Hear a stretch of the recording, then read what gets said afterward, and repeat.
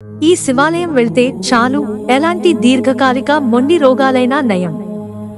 మన హిందూ సాంప్రదాయాల ప్రకారం మనం ఎన్నో రకాల మత ఆచారాలను విశ్వసిస్తూ ఉంటాము. ఇక ఏ చిన్నపాటి జబ్బు వచ్చినా కూడా కొన్ని పూజలు పరిహారాలు చేయిస్తూ ఉంటాము. అయితే కొన్ని మొండి రోగాలు హాస్పిటల్ కి వెళ్ళిన తగ్గవు, కానీ కొన్ని ఆలయాలకు వెళ్తే మాత్రం తగ్గుతూ ఉంటాయి. ఇలాంటి వాటిని మన హిందువులు ఎంతోగానో నమ్ముతూ ఉంటారు.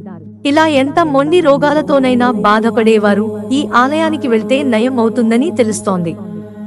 మరి ఆ ఆలయం ఏంటి, ఎక్కడ ఉందనే విషయానికి వస్తే, దక్షిణ కాశీగా ప్రసిద్ధి చెందిన నంజుండేశ్వర క్షేత్రం కర్ణాటకలోని మైసూరుకు దగ్గరలో ఉన్న నంజుంగఢ్ జిల్లాలో ఉంది.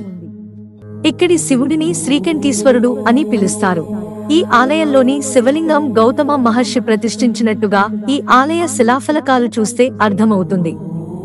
కన్నడ భాషలో నంజ అంటే విషం, నంజుంద అంటే విషాన్ని స్వీకరించిన వాడు అనే అర్థం వస్తుంది. అందుకే ఇక్కడ ఉన్నటువంటి శివుడిని నంజుండేశ్వరుడు అని పిలుస్తారు. మన పురాణాల ప్రకారం సాగర మథనం చేస్తున్న సమయంలో సముద్ర గర్భం నుంచి విషం రావడం, ఆ విషాన్ని శివుడు తాగి గొంతులోనే నిల్వ చేయడంతో ఆయన కంఠం నీలంగా మారుతుంది. అందుకే శివుడిని నీలకంఠేశ్వరుడు అని కూడా పిలుస్తూ ఉంటారు. ఇక ఈ ఆలయంలో శివుడిని కనుక దర్శించుకున్నట్లయితే ఎలాంటి రోగాలైనా తొలగిపోతాయని భక్తుల విశ్వాసం.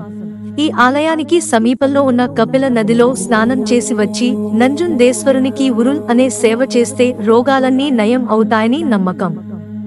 అందుకే పెద్ద ఎత్తున భక్తులు ఈ ఆలయాన్ని సందర్శిస్తూ ఉంటారు. ప్రతి సోమవారం భారీ స్థాయిలో భక్తులు ఇక్కడకు చేరుకుని శివుడిని ప్రత్యేక పూజలతో పూజిస్తూ ఉంటారు. ఇక కార్తీక మాఘ మాసాలలో ఈ ఆలయానికి భక్తులు పెద్ద ఎత్తున తరలివస్తుంటారు. మిత్రులారా, ఛానల్ సబ్స్క్రైబ్ చేసుకోవడం మర్చిపోకండి.